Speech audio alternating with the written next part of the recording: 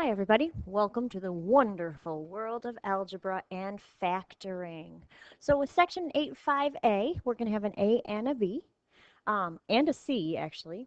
We're going to start factoring. So make yourself a little note somewhere. Factoring means we are putting parentheses into a problem.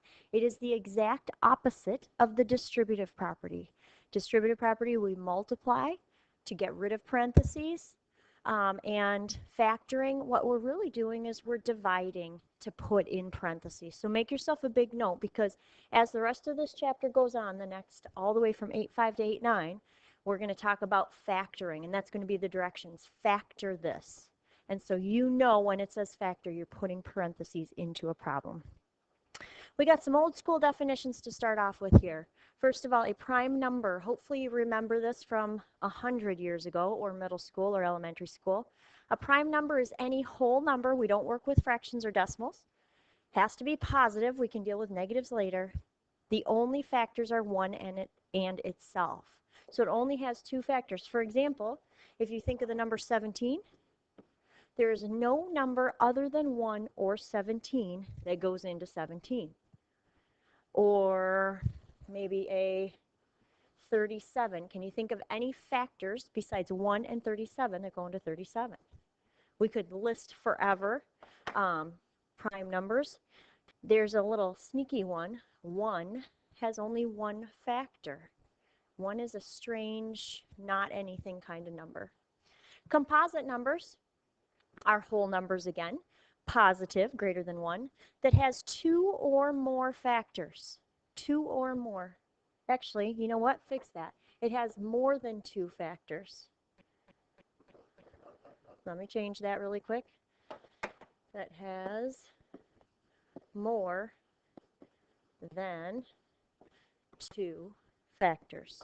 So more than just 1 in itself. We could think of a lot of examples for composite numbers. How about a 4, right? Factors of 4 are 1, 2, and 4. Or how about a 12? The factors of 12 are 1 and 12, 2 and 6, 3 and 4. It's got 6 factors, so more than 2 factors. And I just want to mention this, I already just used this terminology. When 2 or more numbers are multiplied, each of those numbers is a factor. So when I just said about 12, 1 is a factor of 12. 12 is a factor of 12. Actually, I'm going to write this like this. 2 is a factor of 12. 6 is a factor of 12. And 3 and 4 are both factors of 12. So I'm going to ask you to factor the numbers. I like to pair them up. I list them, but I'll show you how I pair them up just to make sure that I get everything.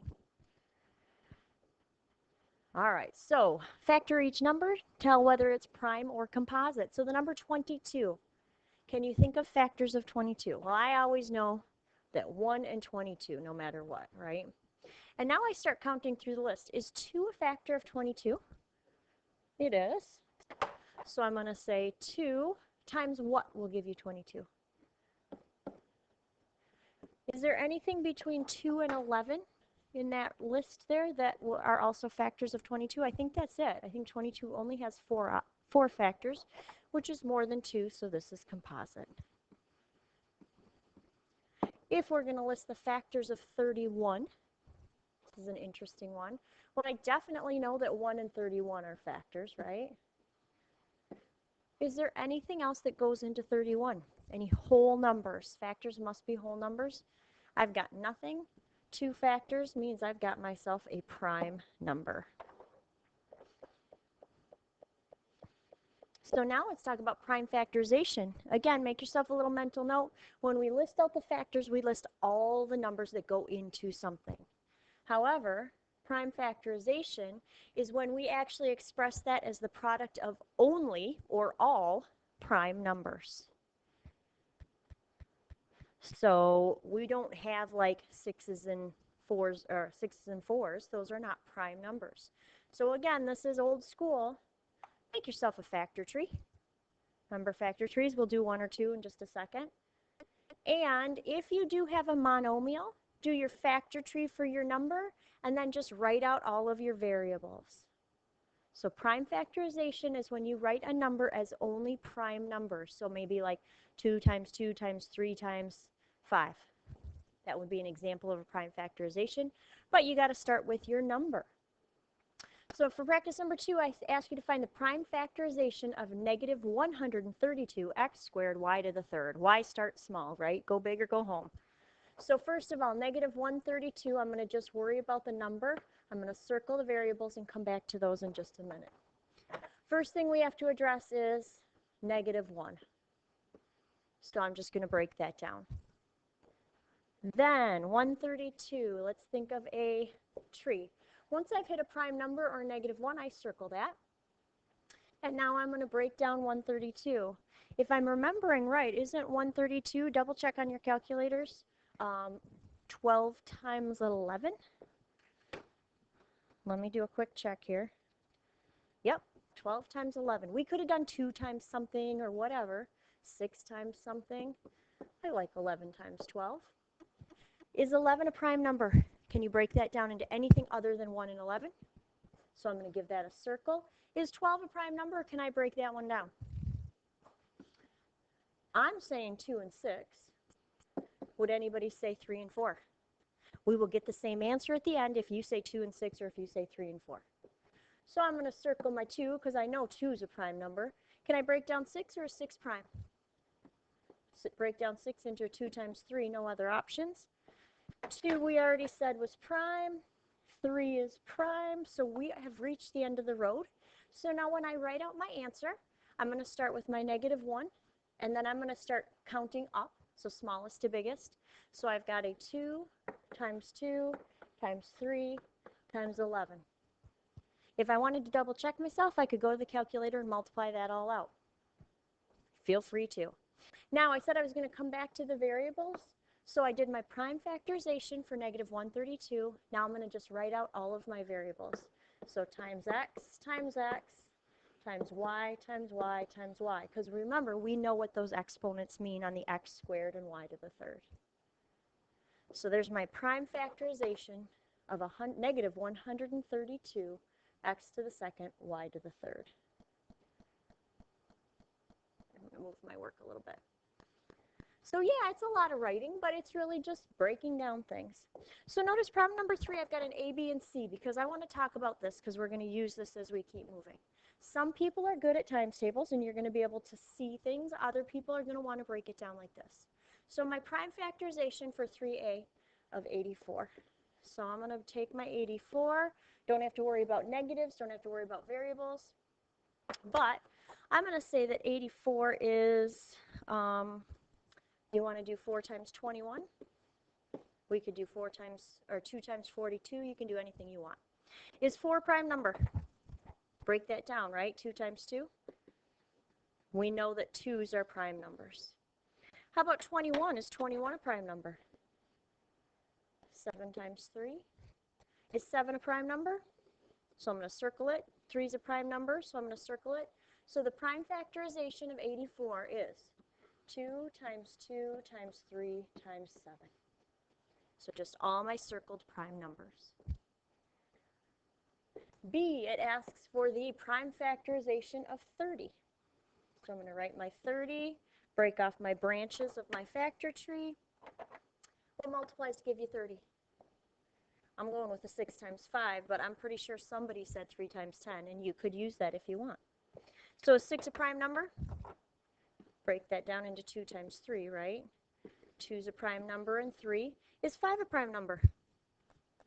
We're done with that. So my prime factorization for 30 is 2 times 3 times 5. So part C, it says, what's the largest number that's a factor of both 84 and 30? Please make sure you notice, I want to know the largest number. Sometimes there's more than one. So you could think to yourself, what goes into 30? What goes into 84? Or if you list out the prime factorizations and circle anything in common. So I've got a pair of 2's and I've got a pair of 2's in each. But notice I've got another 2 in the first line, but not in the second. So nothing else to pair up. I've got a pair of 3's. So the largest number that's a factor of 84 and 30 is 2 times 3 because I circled one pair of 2's and one pair of 3's, so 6. That is also going to be known as our greatest common factor, the largest number, the largest factor that's in common to both of those. We might have known that 2 goes into both of those numbers because they're even. We might have known that 3 goes into both of those numbers. We might be able to think in terms of what are all the factors of 84 and 30, or you could use prime factorization.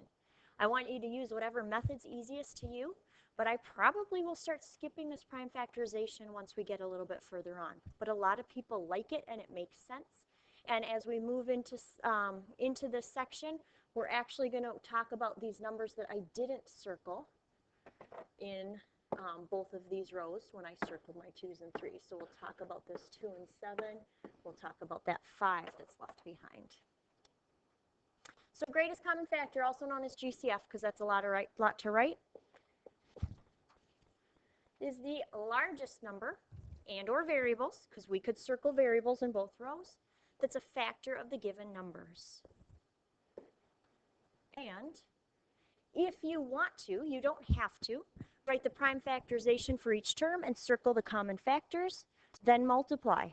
Some of you who are good at times tables are going to be able to see really clearly or quickly in practice number 4 the GCF for 12 and 18. Some of you are going to know automatically that's also a 6. Every GCF is not a 6, by the way. If I'm going to do it the prime factorization way, I'm going to say 12 is 2 times 6. 6 is 2 times 3. So 12, I'll write it over here, equals 2 times 2 times 3. 18 is 3 times 6. 6 is 2 times 3. So I'm going to say that 18 is equal to 2 times 3 times 3. So when I look across both of these rows, I've got a 2 and I've got a 3. So my GCF equals 6. 2 times 3. One pair of 2's and one pair of 3's. Or, again, some of you are just going to go, oh, 12 and 18. Well, 2 goes into both of those, 3 goes into both of those, and 6 goes into both of those. So the largest number is 6. Use your times table skills to help you out. So now, just like I said at the beginning, remember the distributive property? We're going to work in the opposite direction. So if I'm going to distribute this 5x to both of those terms, what do I end up with? 15x plus 25x to the second. Now I'm going to give you a problem, and I believe I did in problem number 5. I'm going to give you the problem 15x plus 25x to the second, and your answer is going to be that original problem. So the reason we had to talk about these things before is to finally get to factoring these polynomials. It's actually going to be, just for today, only binomials. We'll add on as we go, but first thing you're going to do is find the GCF. You're going to hear GCF a lot in the rest of this chapter. Find the GCF first. So whether you make a factor tree, whether you just know because you know your times tables, we have to find the GCF. It could be a number and or either variables. So don't forget to look for variables that you have in common.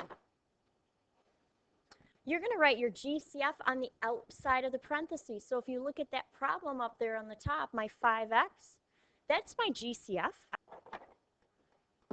So when I looked at my problem, 15x plus 25x squared, 5x is the GCF. And then I usually say leftovers. I didn't write it that way this time, but you're going to divide each term by the GCF and write each result inside the parentheses. If you're using the prime factorization, it's the leftovers that I highlighted, the things that you didn't circle in both rows. So write each division answer or the leftovers inside each box. So back to this problem, if I go to this, actually, we'll just go ahead and do it in problem number 5. How about that? All right, so first problem, 15x plus 25x to the second. So some of you are going to be able to say to yourself, okay, If I've got a 15 and a 25, ignore the variables for a second. 5 is the biggest number that goes into both of those. Please do that if you can do that. Otherwise, let's break the 15 down. 3 times 5, both primes. So 15x is 3 times 5 times x. Don't forget about adding the variables on after. If I do factor tree for 25, we all know that's a 5 times 5, right? Both of those guys are primes, so 25x squared is 5 times 5, and then when I put my variables on there, times x times x. So what am I going to circle in both lines? I've got a pair of 5s, and I've got a pair of x's. So notice my GCF is 5 times x, or 5x. Now, if you're one of those smart people who knows your times tables, do division, or think to yourself, 5x times what will give me that 15x? Well, it's got to be a 3. If you're one of those people who likes prime factorization, look right here. Notice the only thing that didn't get circled was a 3. So that's what goes inside. That's what the leftovers. If you're one of those smart people who knows your division or your multiplication tables, whatever those things are, do 5x times what would give me this 25x to the second? You know it's got to be 5 times x.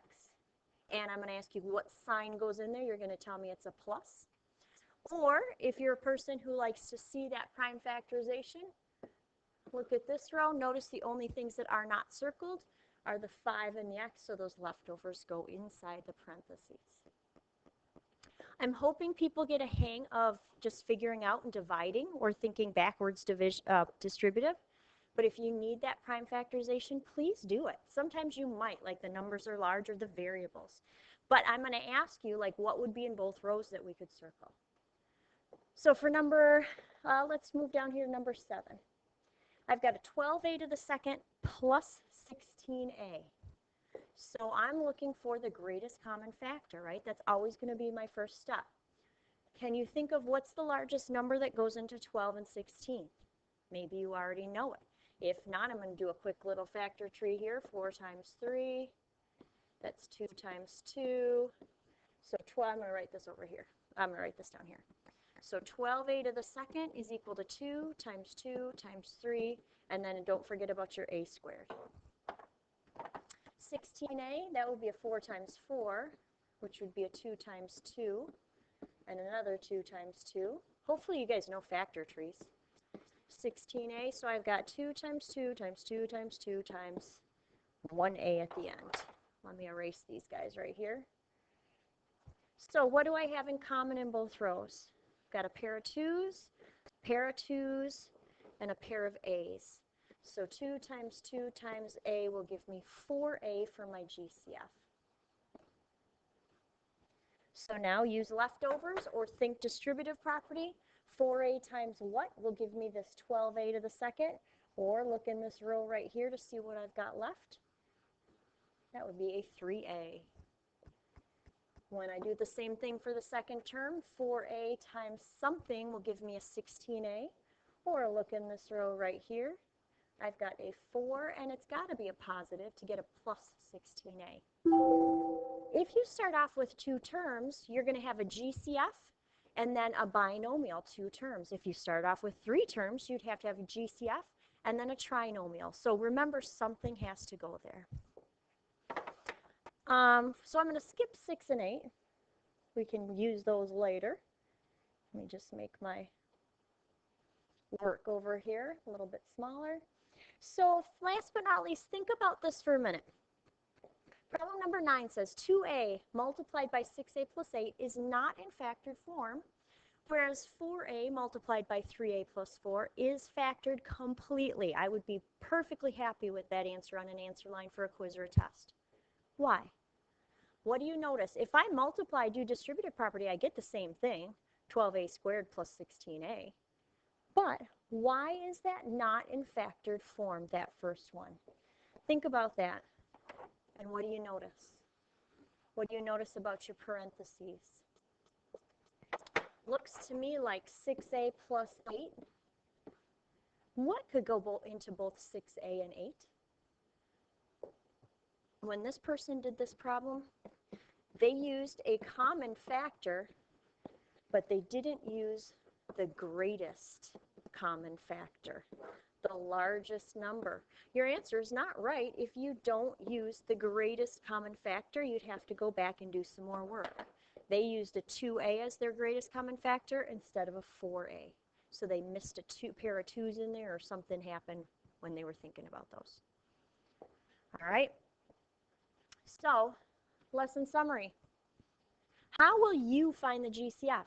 Are you a prime factorization person where you make your factor tree and circle things? Or are you just going to be thinking of factors and using your times table facts to do so?